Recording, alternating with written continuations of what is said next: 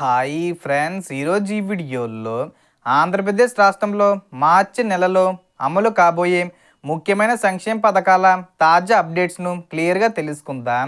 And video మిన్నస్తే like చేసి share చేసి subscribe చేసుకోండి ఫ్రెండ్స్. సో ఏమాత్రం లేట్ చేయకుండా వీడియోకి వెళ్ళిపోద్దాం.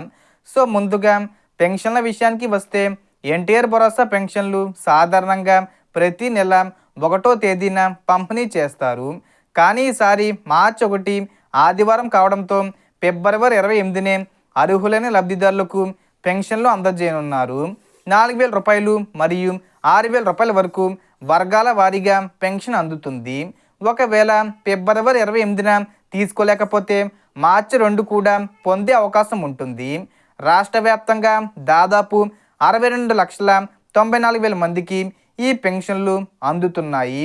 అదనంగా స్పెషల్ కేటగిరీ ఎమర్జెన్సీ పెన్షన్లు కూడా మంజూరీ చేస్తున్నారు. ప్రతి జిల్లాల్లో గరిష్టంగా 200 మందికి కొత్త పెన్షన్లు మంజూరీ చేస్తామని తెలిపారు. ముఖ్యంగా దివ్యాంగులు మరియు దీర్ఘకాలిక వ్యాధిగ్రస్తులకు ప్రాధాన్యత ఇస్తున్నారు. ఇక రైతులకు సంబంధించిన ముఖ్యమైన అప్డేట్ చూస్తే అన్నదాత సుఖీభవ పథకం మరియు పిఎం కిసాన్ పథకం కింద నిధులు విడుదల చేయనున్నారు. ఈసారి మార్చి 10లోపు రైతుల బ్యాంక్ ఖాతాల్లోకి డబ్బులు జమ చేసే అవకాశం ఉందని సమాచారం. పిఎం కిసాన్ కింద 2,000 రూపాయలు మరియు అన్నదాత సుఖీభవ పథకం కింద 4,000 రూపాయలు జమ అవుతాయి. మొత్తంగా 6,000 రూపాయలు రైతుల ఖాతాల్లోకి వస్తాయి. అయితే ఈ కేవైసీ పూర్తి చేసి ఉండాలి. ఆధారు మరియు బ్యాంక్ ఖాతా వివరాలు సరిగ్గా లింక్ అయి ఉండాలి.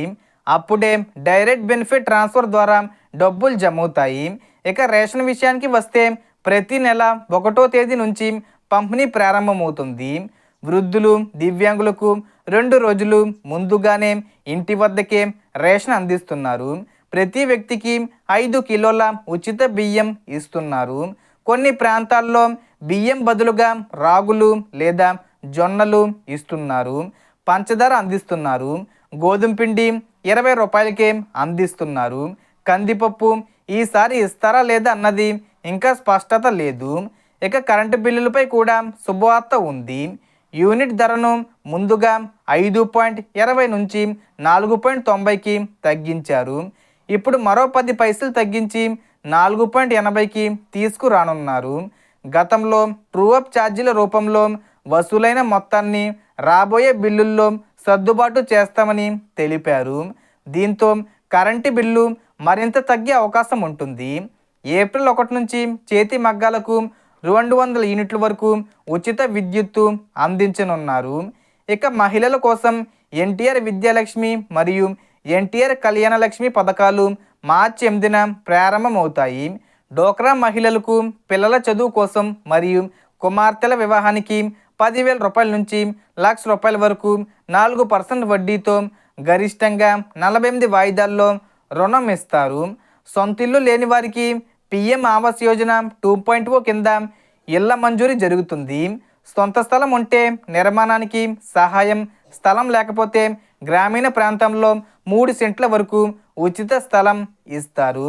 నిరుద్యోగుల కోసం ఉగాదికి ఉద్యోగ క్యాలెండరు విడుదల చేసే అవకాశం ఉంది. అలాగే నిరుద్యోగ భృతి పథకంపై కూడా అప్డేట్ రావచ్చు. మార్చి 15వ తేదీలోపు అప్డేట్ రావచ్చు. నెలకు 3,000 రూపాయలు ఇవ్వాలని ప్రభుత్వం ప్రకటించింది. చివరగా ఆడబిడ్డ నిధి పథకం కింద 18 నుంచి 60 ఏళ్ల మహిళలకు నెలకు 1,500 రూపాయల చొప్పున సంవత్సరానికి 18,000 రూపాయలు ఇవ్వనున్నారు. మార్చి చివరిలో అంటే మార్చి 20 తేదీ వచ్చేలోపు దీనిపై పూర్తి మార్గదర్శకాలు వచ్చే అవకాశం ఉంది. సో మీకు ఈ పథకాలు రావాలంటే మీ దగ్గర రేషన్ కార్డు ఖచ్చితంగా ఉండాలి. సో మొత్తం ఇన్ఫర్మేషన్ ఫ్రెండ్స్, మీకు ఈ వీడియో నచ్చితే లైక్ చేయండి, షేర్ చేయండి అండ్ సబ్స్క్రైబ్ చేసుకోండి. Thanks for watching.